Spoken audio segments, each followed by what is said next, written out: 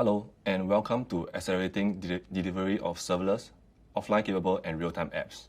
My name is Bryan Chua, and I'm a Solutions Architect here at AWS. And together with me, we have Saim.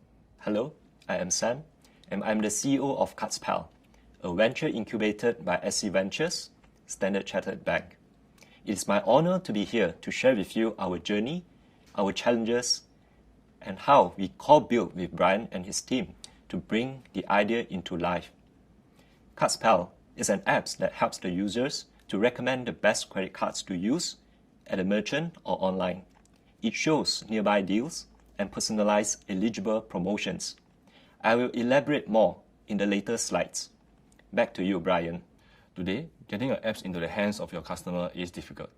In 2019, we have over 204 billion worldwide downloads from the App Store.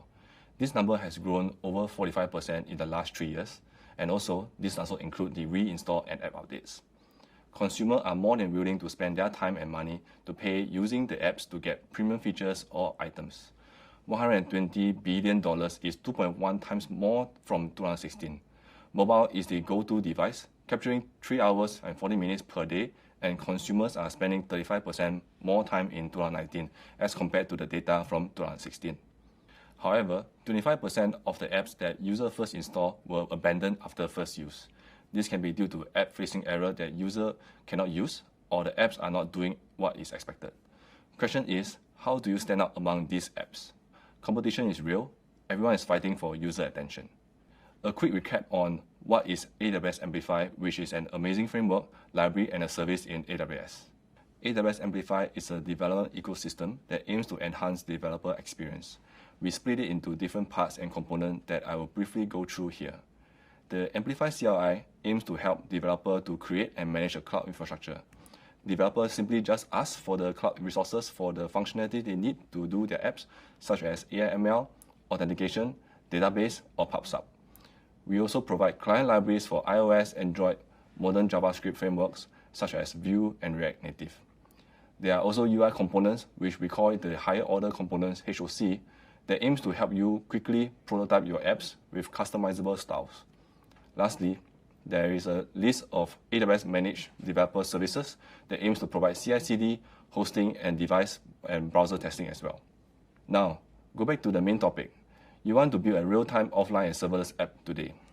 Let me share with you the motivation behind this session. The first part is we see that our customers are building a lot of low latency applications all the time. Like I have a chat app, or I have a news stories that shows real-time messages. Everybody needs to get the latest and greatest information immediately as long as they are connected to the internet. Our customers are actually building a lot of real-time applications, and this can be shared experience as well, such as AR, VR. But what we are starting to see is that there is a big trend moving towards user experience. When a user enters the train station or going to places with poor internet connections, developers started to face a few of these challenges, and this can be simple at first when their apps is still new. In the application developer space, we are seeing a lot of common pattern where the mental model that the developer have to do with the SDK. This is especially hard when you have thousands of devices that's required to be sharing the same consistent state. Otherwise, you'll be dealing with incorrect financial data or loss of information.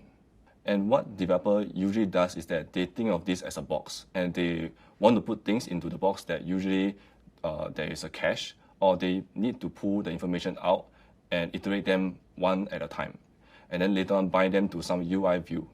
The challenge here is when you started treating cache like databases. This mental model started to break down really quickly, and ultimately the code started to get really messy very fast. And this is the reason why AWS built Amplify Data Store. And Data Store has a few key features in it. First, it is the same programming mental model that developers are used to.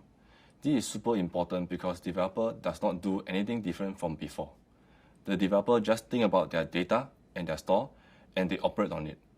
When they use Data Store, we cover a bunch of undifferentiated heavy lifting for them. From networking's perspective, Data Store is powered by GraphQL and AppSync. This allows us to enable Delta Sync for a situation when devices come back from offline to online. The app will get Delta changes from AppSync. This optimizes the network bandwidth, and the app gets only what they need. We also leverage the strong type system from GraphQL, and this allows us to introduce auto merge for conflict resolutions. And from the developer perspective, they just have to create the model required from GraphQL and use the data store API.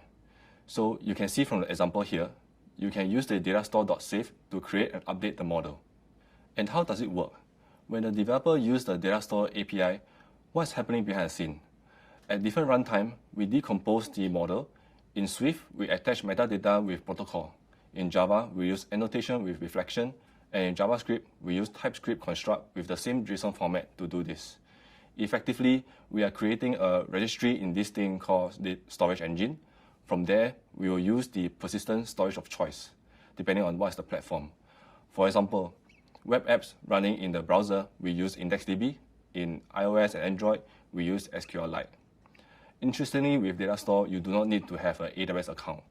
When you do need a backend for this, all you need to do is to use Amplify CLI to flip an option to true. Automatically, the resources will be provisioned for you. And now, when all devices and browsers point to the same backend with concurrent writes, there will definitely be conflicts. How can we be smart about that? And that's where auto merge comes in. It looks at different attributes from the different writes based on the data type. From this example, you can see that from client A, he wants to change the age to 10, and from client B, he wants to change the breed. Auto merge now looks at this data and create a union to generate the final results. To understand how everything here works, I have a demo on how to basically turn on Datastore from existing apps. First, we are going to update the packages to the latest AWS Amplify version. After I install the latest packages, we are going to quickly look at the existing AWS resources available for this app. Now, I'm going to update the API to include Datastore. From here, we enable the conflict detection and select auto merge and proceed. Next, since Datastore requires you to use the model instead, you will need to code gen the model via this command. Lastly, check that only your API is required to change, and now push the changes to the AWS.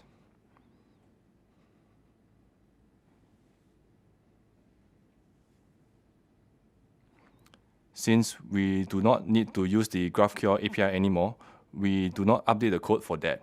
After a while, the deployment is done.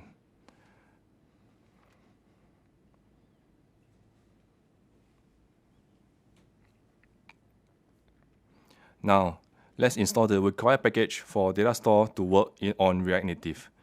In this example, you can see that previously I was using GraphQL query from the code.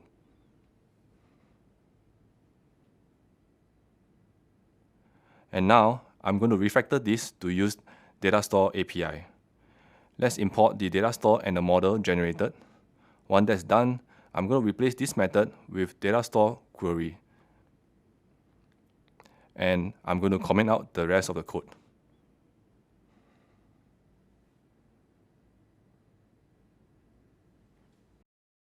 And now, take a look at how you are going to change your GraphQL API for subscription and change it to datastore.observe.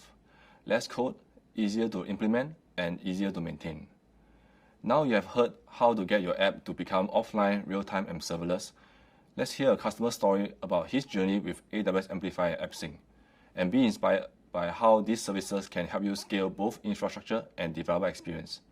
It also allows him to focus more on feature building to meet the business needs effectively. Thanks, Bryan.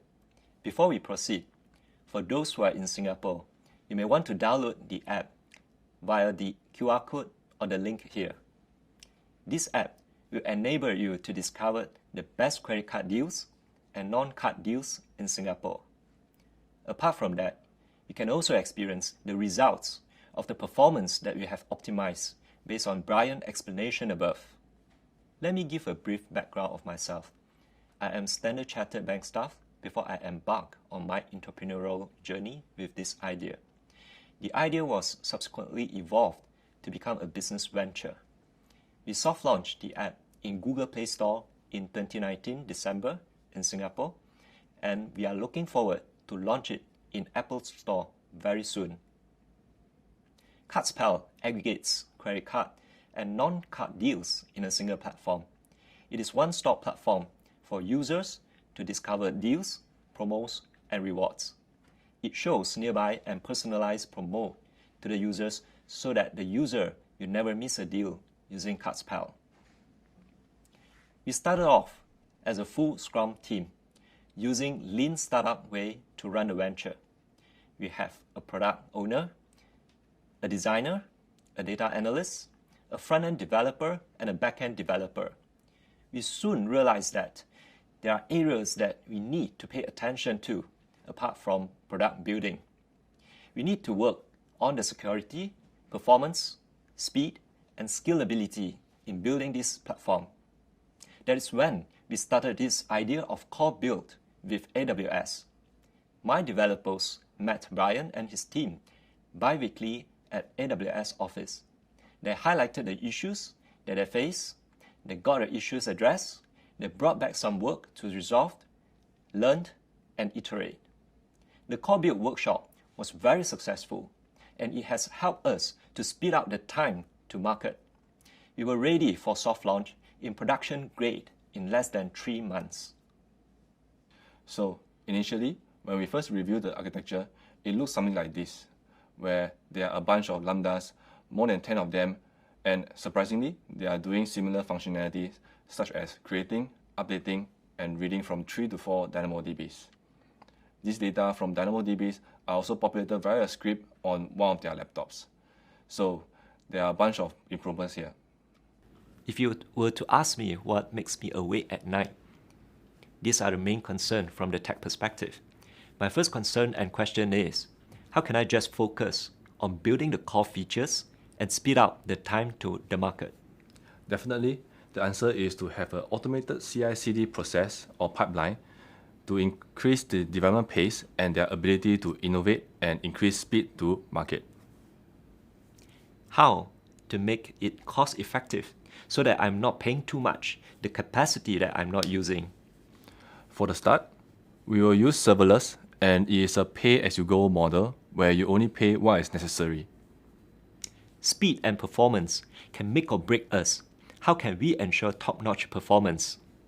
To always have reliability and performance, we will definitely use X-Ray to trace and monitor all requests, and also, instead of using lambdas for all APIs, let's use AppSync to allow your apps to build faster. We will continue to expand how to ensure the build is scalable. AWS Amplify is an opinionated way to build and use the AWS resources. We will offload as much stuff running to AWS, AppSync, and Amplify as possible. With less code, you will maintain and scale better. So, CardsPal's journey to production-grade serverless architecture is not a small and easy feat. It took place over several weeks and months. The very first step for us is to diagnose the performance problem found in their apps using some of the Lambda functions. In that sessions, we used X-Ray to trace and realize that we need to adjust the amount of RAMs given to the function for their code to run faster, from 1 minute to less than 2 seconds. It's still not that fast, but it at least allows the apps to function much quicker. Next, we dive deep on AWS Amplify and AppSync, where it gives the mobile developer an easier way to query the right amount of data he needs from the app, while reducing the burden to maintain lambdas that is doing simple jobs. At the same time, they also moved to Cognito for both user authentication and authorization.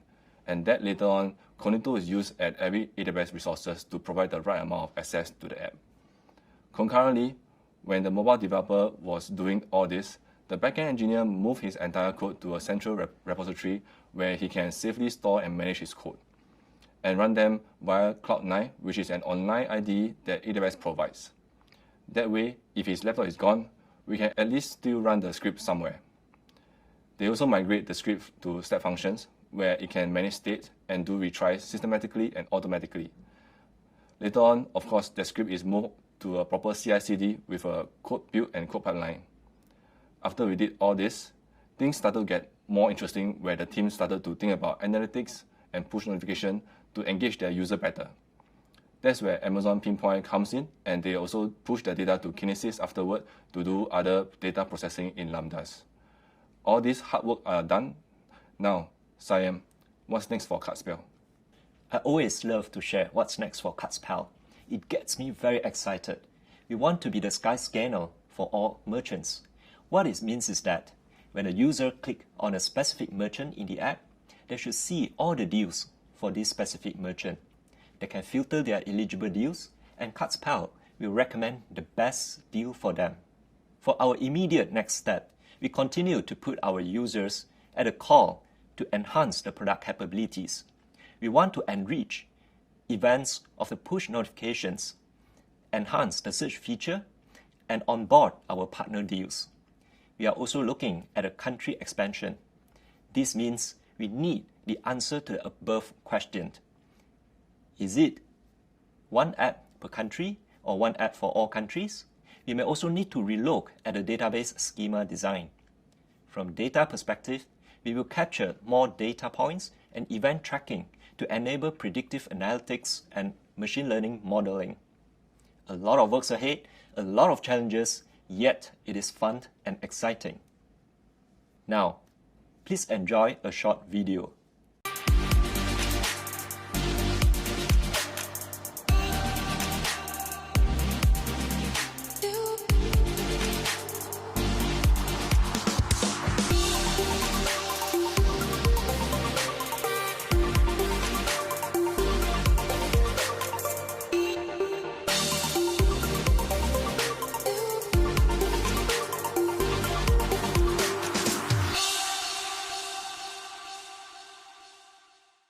We have now reached the end of the session. Now, you have learned how to build the apps using the Amplify and make use of data store. You also hear the customer story on how Amplify helps the team. For more info, you can refer to this link to find out more. Thank you, and go build with AWS Amplify and AppSync. Thank you. And once again, for those who are in Singapore, do check out the app. It is cool. For those of you who love what we are doing, have the answers to our questions, or simply just want to reach out for a chat, please email me. I love to meet up with you guys. Lastly, we hope you have fun. Thank you.